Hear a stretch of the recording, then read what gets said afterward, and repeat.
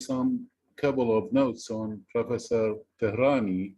His research focuses on how culture evolves as it gets transmitted from person to person and from generation to generation. He's interested in understanding what makes some things catch on, others die out, and how these processes shape patterns of cultural diversity within and across populations.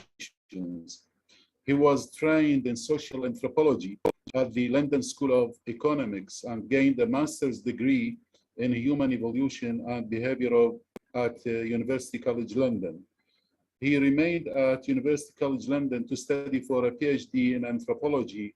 That was 2005, writing his thesis on the transmission of craft traditions in Iranian tribal groups. In 2006, he took up a postdoctoral research fellowship at University College London before joining Durham in 2007 as a RAC fellow. He was appointed as a lecturer in anthropology at Durham in 2012 and made a chair in 2020. His current work focuses mainly on the transmission of popular narratives such as traditional folk tales, urban legends, and modern day conspiracy theories. His research interests are cultural evolution, phylogenetic analysis of culture, social learning, cognitive anthropology, oral traditions, and fairy tales. His publications are many. He has written many articles in journals or in books, many chapters, in fact, in books, and he supervises a number of MA and PhD students. As I said in the beginning, I will skip the summary because Professor Tehrani will, in order to give him a good time speaking about his lecture. So the floor is yours, Jami. Thank you very much for your generous introduction and for the invitation to speak to this audience today. So I'm joining you from the UK, but as you can tell from my name, I've got roots in the Middle East myself. So I was born your neighbor in Iran, and I've spent most of my life in the West. But I've had the opportunity to travel from time to time back to Iran, and I'm very, honored to have this opportunity to speak to you at the University of Basrah in Iraq. Oh, there's no sound. Are other people having problem hearing me? Can you hear me? I hear you well. Oh, okay. Other people, can you hear me? If you can just say in the chat. Yes, Yes, I hear you very well. Yeah. It's clear. Okay. It's clear, sir. Okay, I will continue, and if there's any problem, please just interrupt and let me know. Mainly, we have invited those people teaching in the departments of English, teaching literature, English literature, so they are interested in folktale and oral literature. Wonderful. And people in the Ministry of Culture, Dar al-Ma'mun, for instance, for translation and publishing. Great. This is a well-known house for translation in Iraq. And in addition to this, people from outside Iraq, all our friends and who we have relations on the Facebook, it was made very, very well publicized, the lecture. Oh, so that's wonderful. Thank you. Yes, I expect people from different disciplines attend. Can you see that? Can you see my slides? Still. It is clear. Thank you. Yeah, it's here. Okay, fantastic. Okay. Yes. Okay, yes. great. No, okay.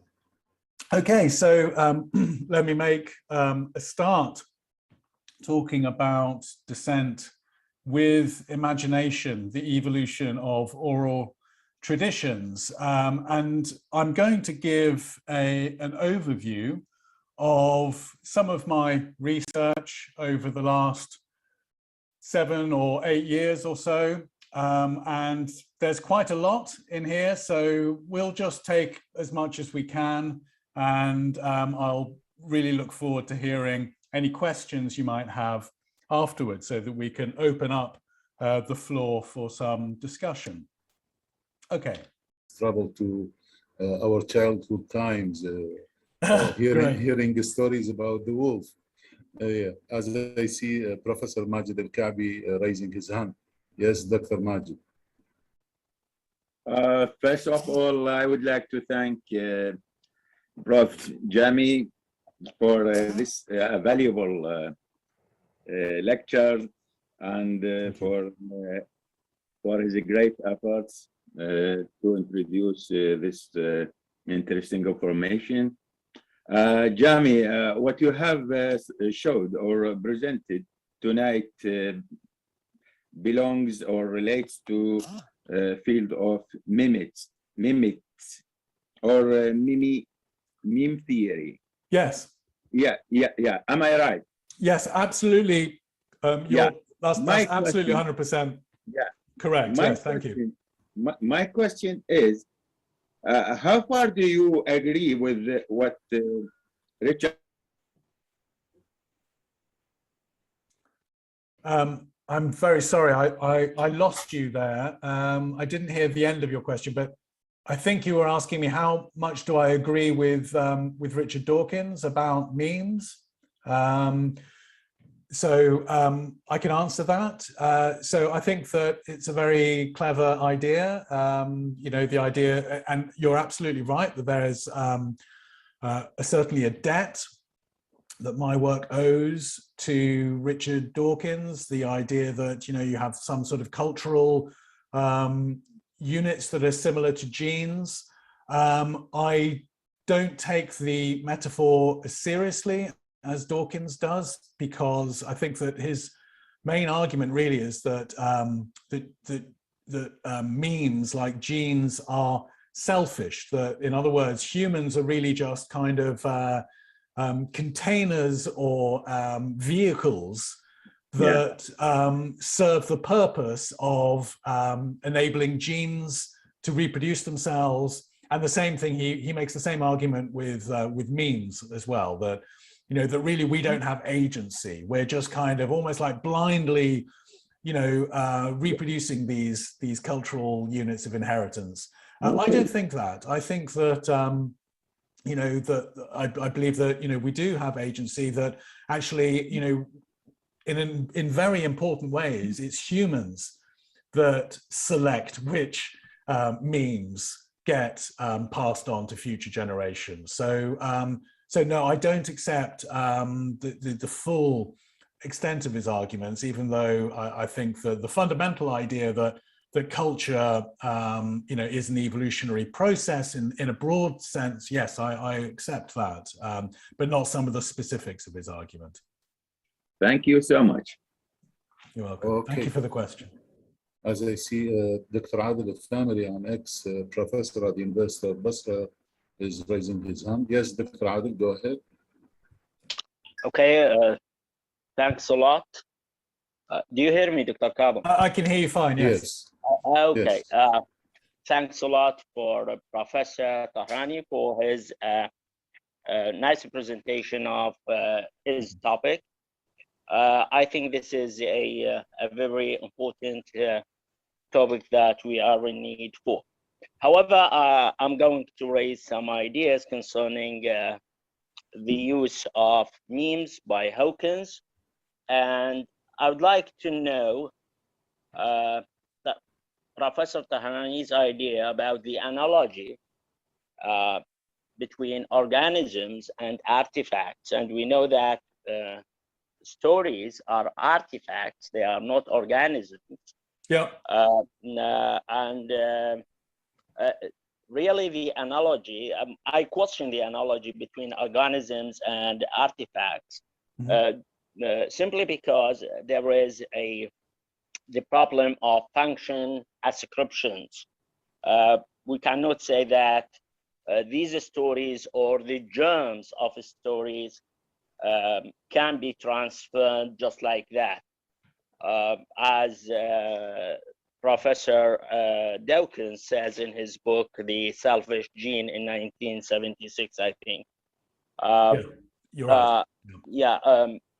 Professor Tehrani, do you see the difference between comparing or the problem of comparing or the problem of analogy between organisms and artifacts? This is one. And second, what is your main hypothesis or the hypothesis of this field of inquiry? Thank you.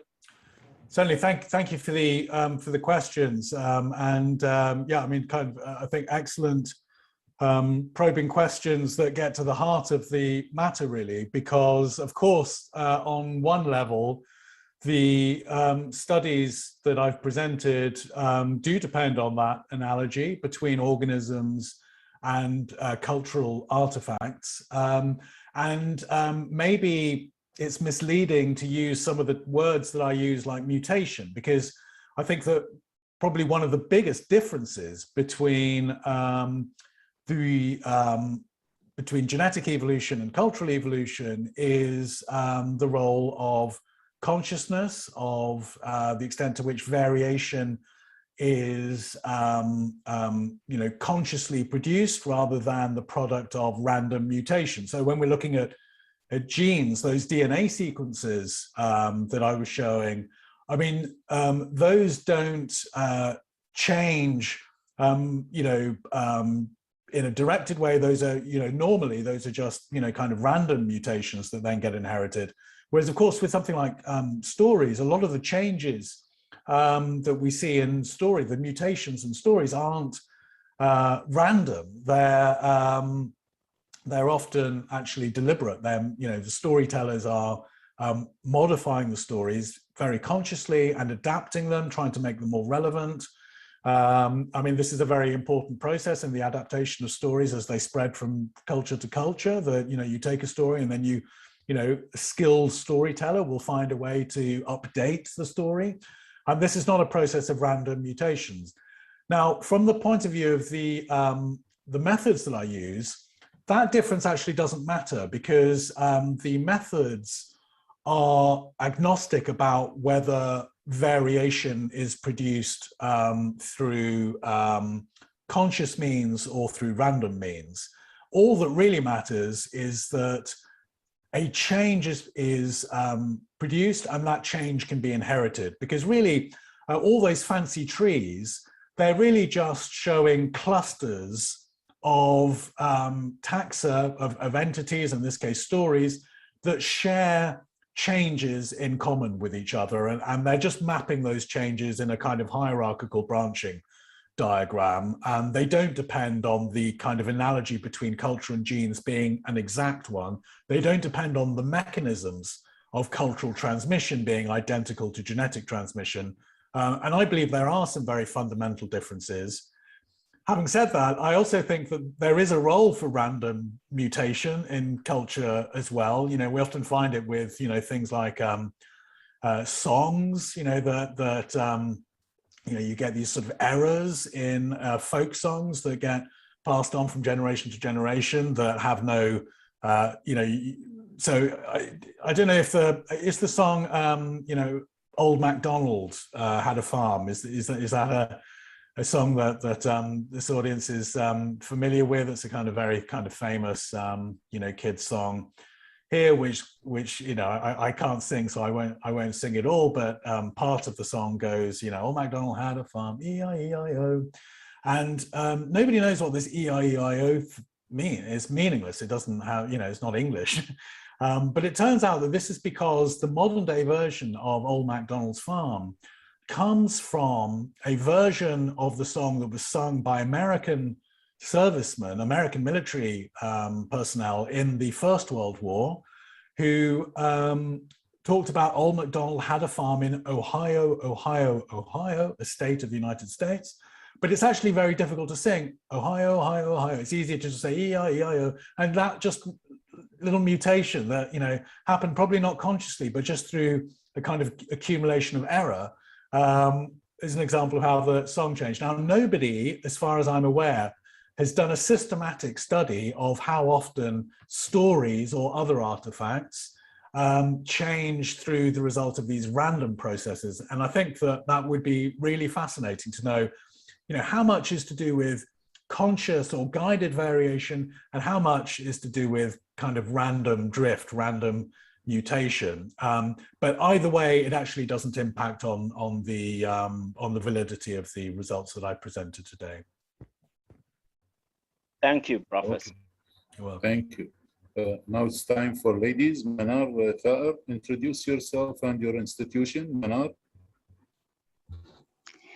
Hello, everyone. I am Manar Thaer, a student at the Department of Translation, College of Arts, University of Basrah. First of all, I want to thank you all for this amazing lecture. Actually, I didn't attend it from the beginning because there was a problem with the passcode or something like that. So I couldn't attend it, but I am going to ask this question. So what do you think it is like the reason that there are some stories that has changing parts, maybe let's say it like that, from like let's say like we have a story that is in Asia, it's told in a way, but when we like for example we go to Africa, we can know that there are different parts, like it's said in a different way. It even happens in the religious stories like the Bible and the Quran and etc. So what do you think it is the like the logical, let's say, reason for such a change like that? So could you give me an example of this, when you say the subject change, could you explain what, or give an example maybe of a subject changing of the same story? Well, like I noticed this when I read about a story in the Bible, like it was about it's like I don't really remember the details, but an old man that said something like it's about a coat or something like that. The coat, it is very different between the Arabic and the English, let's say, version. So it makes a whole different meaning. Like it is like I think sometimes that people sometimes really change things just to make it like more suitable to their culture. But I really want to know, is it, like, so when it comes to like text and like the religious text, it is like something that you can't really change it just because you want to change it. So you should like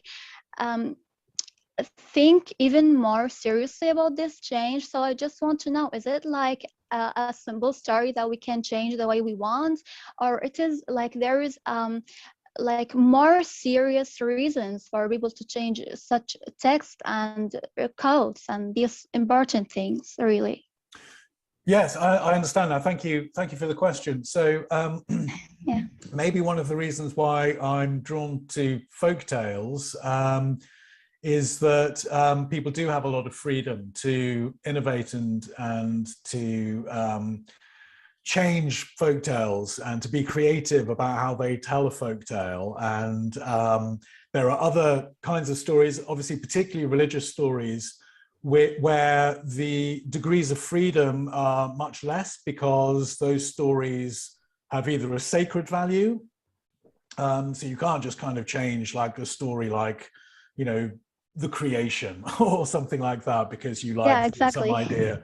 And often that is reinforced by institutional authorities as well, which will, forbid people from being able to mess around with stories. Now, one of the interesting things with folktales actually is that it's believed that a lot of European folktales originally were myths. They were sacred stories, or they were elements of sacred stories, that when Europe was Christianized, these stories were suppressed, because they represented a competing religious idea that was unacceptable to the authorities. So what happened is that because these are good stories, people didn't just stop telling them. The stories just became folk tales. They lost their sacred significance and they just became kind of fantasy tales, essentially, which shows that it's actually very difficult to kill a story. It's hard to kill a good story.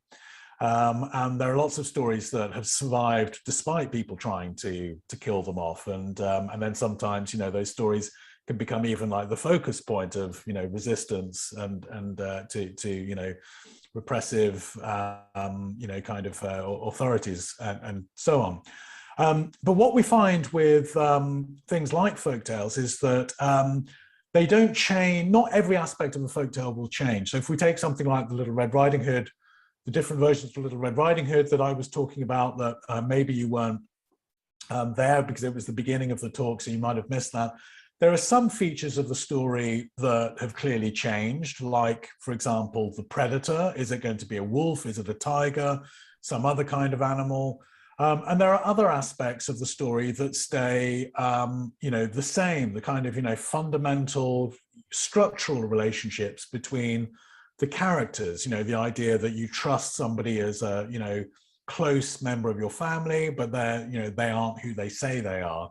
And I think that this is one of the really interesting things actually with studying folktales, and is to understand what are the elements of tales that can mutate, that can change, that get adapted, as they travel from place to place and get inherited from one period of time to another. And what are the elements that stay stable? Because I think that really the secret of a really successful folktale is that the core message, if you like, of the story is a universal message. And it can be adapted to suit different, kind of conditions. I mean, we find a lot of folktales, for example, that get turned into, these days like sci-fi films and things. They're a totally different environment for those stories. But, there are these sort of key aspects, key messages that are speaking to something kind of very deep in our humanity. And those stories won't change. Those aspects of those stories won't change. And that's not because they need to be reinforced by authority. It's not because they need to be, that they're attached to any particular ideology or religion. It's because they are kind of, stories that really speak to us in a kind of very deep and fundamental way. Now, I can't tell you, right now what all those dimensions are, what those kind of, very stable features are, but that's actually very much the direction of my current research. So, so you very much anticipated the kinds of questions that I'm asking myself now of this material. Thank you very much for your answer. Yes. From a question by one of our students to a question by the head of the translation department, Dr. Faleh Al-Imara. Wonderful. Yes, Dr. Faleh. Thank you very much, Doctor. Thank you, Professor Tehrani. It is a fascinating and a pleasant talk, really. Thank you very much. Yeah, my question is, as a folklore researcher, does your experience, your own experience, support what Roman Jakobson states in one of his dialogues with Christina Pomariska? Definitely, you are aware of those dialogues, that a folklore researcher does not need to go that far in the woods or travel in the wild to look for remote settlers to find folk tales. He says that these tales are found on the very outskirts of a city or a town. Yeah, that's right. Yeah, absolutely. I mean, these days you don't even need to leave your desk because I think that there's so much lore, on the internet, on social media, kind of stories that can travel very fast, very quickly. And I think actually that I know that there's some fascinating work done in contemporary folklore studies that is all about, studying the folklore of the internet, or in the case of cities, often, we call those urban legends, basically a kind of, folklore in a modern kind of industrial type of setting. And actually, that's another one of my interests, as you may have heard in the beginning, is understanding how you know, urban legends spread and what the similarities between urban legends and traditional folk tales are. So I completely agree with that, and I think it's one of the joys of being a folklorist, is that, you know, that you know, there are so many, you know, I mean, I love literature, don't get me wrong, I love literature, I love films, but I love with folk tales that these are just stories of ordinary people that, you know, get that don't have a single author. They're kind of, you know, collectively authored by the people who tell them, changed them, improved them, passed them on. And there's something very fascinating to me. And again, something very evolutionary about that process, a kind of natural selection of stories. And absolutely agree, you can find that anywhere. Thank you. Thank you, Abbas, Prof. Thank you. yes. Abbas Abdullah. Yeah, can you hear me? Introduce yourself, Abbas. Yes.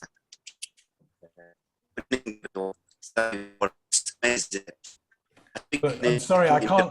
I'm sorry, I can't hear. Your voice is breaking up. I've been introduced myself. I'm Mustafa, 4 years at the Department of Anthropology. So I want to discuss the very important point for telling stories is the ability for telling stories. Abbas, excuse me, Abbas. Yes, excuse me. We are not hearing you well. I'm sorry, So, I can't hear. Would you please take another turn? We will move to Nabat Thamar. Sorry, Okay. Abbas, Nabat Thamar. I'm sorry about that. Okay. Or maybe you could put the question in the chat and Yes. Put it in writing, Abbas. Put it in writing. Now my voice is clear now or not? Now, yeah, now that's it's better. perfect. Yeah, that's perfect. Okay, okay. It's perfect? Yes. Yes. You are a Yes. student, Yes, I'm student of Abbas. English? Yes, at English Department in Basrah University, Evening Study. Sir, I want to discuss very important point for telling the stories is the credibility for telling stories. As you know, we heard the story from the side of the author, especially when the author want to constraint of his viewpoint and make good mind like devil, like in Robin Hood or another stories, or the opposite. For example, in the tale of the wolf and the daughter, we doesn't hear from the side of the wolf, the story from Very nice,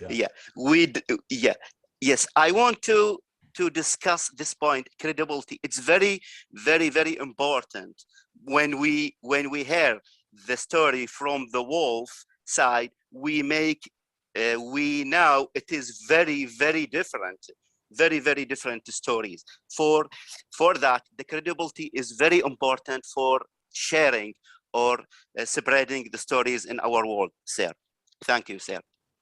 Oh, thank you for the question. I mean, I think it's a great question. I don't think I have a very good answer, I'm afraid. Because just to acknowledge that I agree that's a very important point about perspective in stories. I mean, in some ways, I think that the kind of analysis that I'm doing is more of isn't a close reading of the stories in the kind of way that, you know, that you're suggesting. It's more of a distant reading of it. It's more about mapping kind of these macro level relationships and not attending to these very interesting issues about perspective and authorial voice, which I completely agree are, you know, great topics to study, but ones that aren't very easily accessible using the kinds of methods that I've described. So I just have to say sorry about that. Okay, thank you, Abbas. Now it's time thank you, sir. Thank you. Nabat Thamar. Good evening, everyone. This Hi. is Nabat from Department of Translation, College of Arts, University of Basrah. I'd like to welcome both of Dr. Tehrani and Dr. Kazem and express my gratitude for your participation in this magnificent session. Actually, I have two questions. And sorry for being greedy, but opportunities makes a thief, I guess. So my first All living cultures have their myths, vision of how it will begin and how it will end. Folk tales, meaningful and symbolic stories, which have lasted for generations, inspiring narratives of a great and glorious people who lived in the past. So as a culture, do we still believe in myths and folk tales, legends, etc.? And my second question is, what are some of the unique mythological stories from your own country's folklore?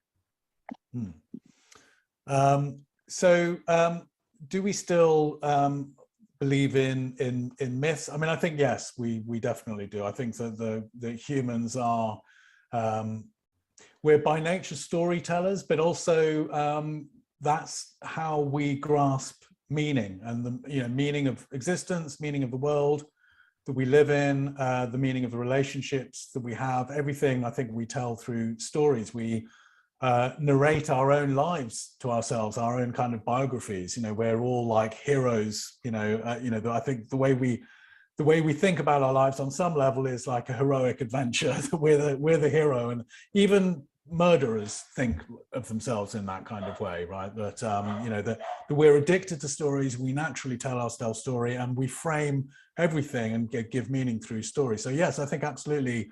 Myths are as important today as they were, in the past. They may be religious in nature. They may be something else. I mean, it's a very, like right now, and maybe this leads nicely into your second question about, the sort of folk tales from today and from our own culture today. I mean, we see a lot of, a big belief in conspiracy theories. So, for example, the idea that, the COVID pandemic was something that was all completely engineered so that the rich and powerful would be able to administer vaccinations to people that could control their minds, make people more passive. And that's like a myth. I mean, that is very similar to a myth. It's something that gives meaning to this great catastrophe that's happened, that's something that's touched on everyone's lives. And it's a way to give that event some meaning and to insert it within a narrative that has a beginning, a middle, and an end. In this case, it's a quite apocalyptic kind of story, but I think that is, it follows a very similar kind of structure in a way to a myth, and probably has similar kinds of functions, which is why, when people talk about conspiracy theories and conspiracy theorists as being mad or stupid or something, I think we have to recognize that, we're all storytellers. That's just like an example of one of the ways in which people give meaning, whether you believe it or not. Then as far as something maybe a bit more traditional, where I live now in Durham, there are certainly lots of wonderful folk tales, stories of heroes, their adventures. A very famous one is called The Lambton Worm, which is about a boy who grows up, and one day he's supposed to go to church on a Sunday morning with his family, but he doesn't go, and instead he goes fishing at the local river, which is just 2-minute walk from my house to this spot where this boy went fishing, and he catches a little eel in the water, and it's disgusting. He doesn't want it. He was hoping to catch a big fish, but it's this little worm, this little eel. So he throws it in a well, and years later, this little worm, this eel, has grown into a gigantic snake-like monster, a serpent, so like a dragon. But in the north of England, dragons, they live in water, and so they're like kind of like fish, almost like eels. Anyway, this eel starts attacking women and children who are trying to wash clothes in the river, and eats all the cows and animals that come down to graze on the riverbanks. So he goes to see a witch so that he can go and defeat this worm and kill it. And the witch says to him, I'll give you this spell, this magic formula that you can defeat the worm, but as soon as you do, you must kill the first person that you set eyes on after killing the monster, or your family will be cursed for 9 generations. And so he goes down to the riverbank, and this gigantic monster comes from the river. And every time he cuts it, it, like a lot of, reptiles, and, it grows back a new tail, it grows back. But finally, he manages to kill it. And he turns around and sees his father running down to congratulate him. And he can't kill his father. So instead, his family is cursed for 9 generations. So this is a very kind of famous story from County Durham, where I live. But you find similar kinds of stories in other parts of England and parts of Europe. And really, that's what my research is mainly about doing, actually. It's not about so much local stories, but trying to connect different local stories together and understand more the kind of international patterns in stories. So things like, these dragon stories, very famous. We find them all over the world, but they always have a distinctive local character. And that's, again, something that makes them so enjoyable to us. Thank you so much. I hope that answered your question adequately. Rafid, are you in or out, Rafid? Yes, Dr. Kadam, thank you very much. And thanks, Dr. Tehrani. Well, my name is Rafid Khashan, and I'm attending from Washington, D.C., actually. Oh, I'm driving right now. That's why I lowered my hat, because I had to focus on the road. Well, thank you very much, Dr. Tehrani. Well, I wanted to ask a question, like, what's like the significance of this, tracing, the phylogenetic tracing, folktales? Why, is it important? Is it like, for example, you're looking for folktales, universals, some kind of a mother tale, that is, like the umbrella for other tales? And why is that important?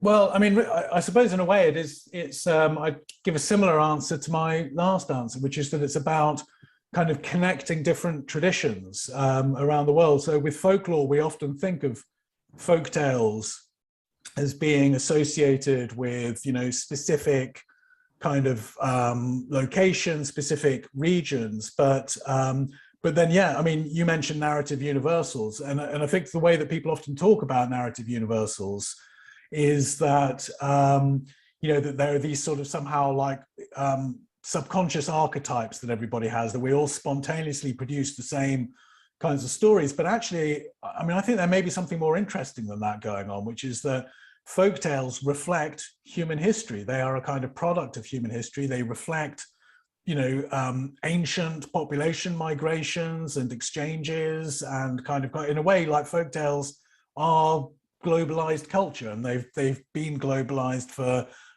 a long time. So they're kind of part of a common heritage. So it's about really tracing these connections between different cultures in the same way as we look for relationships between languages and and other kind of cultural traditions. I think folktales are a really fantastic model system, really, for studying deep cultural history in these traditions. But I think it also, as I said towards the end of my talk, where we find these stories that are so incredibly resilient, that seem to have survived, without the support of written texts for so long, that tells us something about, what's meaningful about these stories, and what for them to be able to transcend such huge differences. If we can establish that these are phylogenetically connected, they're historically connected stories, that, have survived what we think of as being this very fragile process of word of mouth transmission, then that means there's really something about these stories that they can transcend differences in culture and language and economy and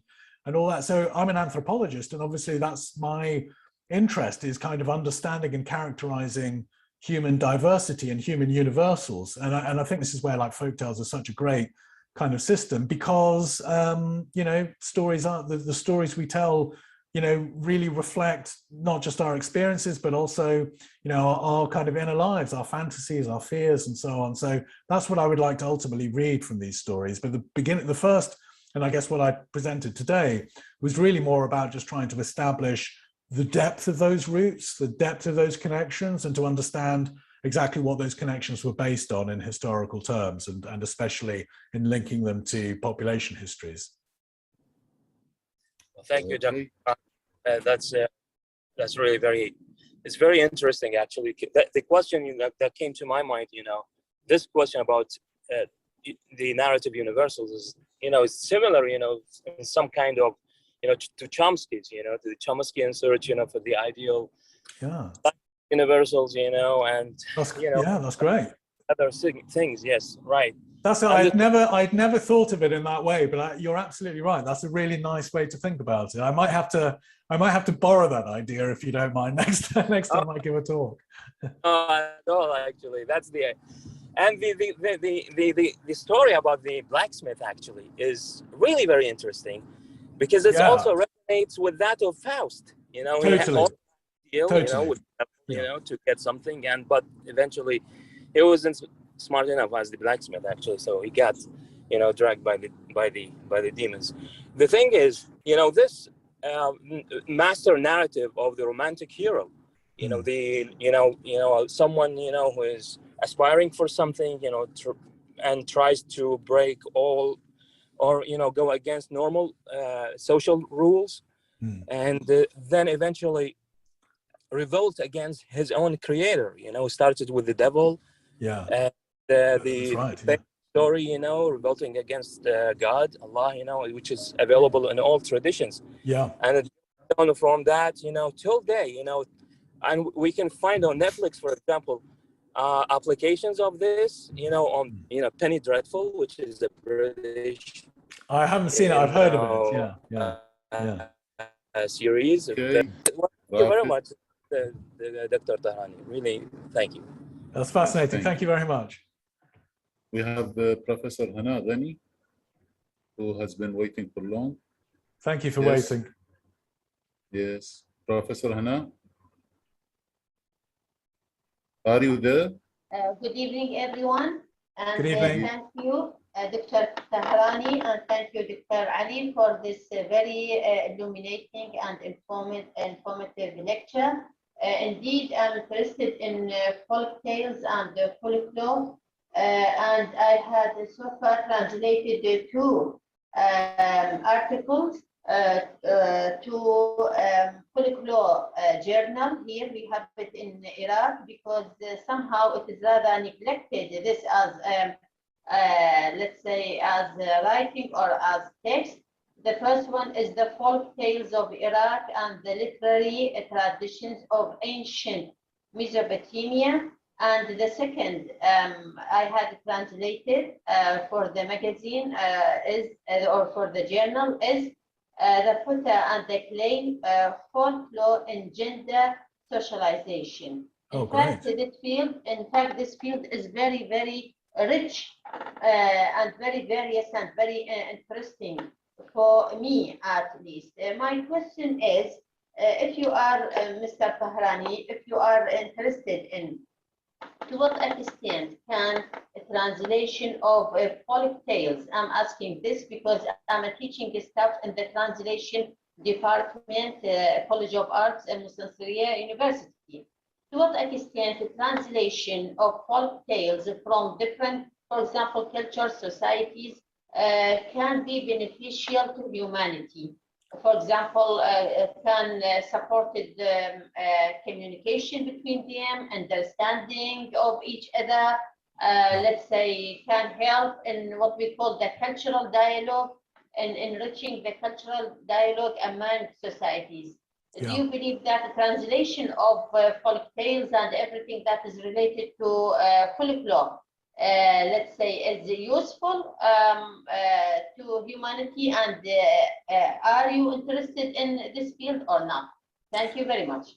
I mean, absolutely. In that, the work that I've done is impossible without people like you, without people translating, the folk tales, from, their own language. It's not, accessible to me. I don't speak or read Arabic, for example. So, the only way that I could ever access, the kind of rich Arabic folktale traditions in countries like Iraq would be thanks to, people having translated them.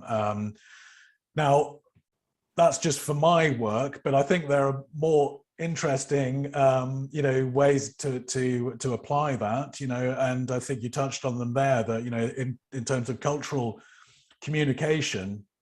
And actually, I think one of the things that's really interesting, but people do it here actually in the UK with, especially with people arriving from other countries, refugees and people, where they do these storytelling workshops, people exchanging their traditional stories and recognizing that, yeah, oh, we have that story as well, you know, we know that story. And I think it's a great way to kind of help people connect. And we're all human beings. And aside from that, we all, you know, there are a lot of these stories that we share that we have in common. I think for a lot of people, that's very illuminating. I would love, you know, to know a lot more about, you know, your own folktale traditions. So in the studies that I presented today, I'm afraid that there were no tales from Iraq. I know that there are, you know, they exist, though, you know, that there have been, you know, some translations, not for the particular stories that I looked at.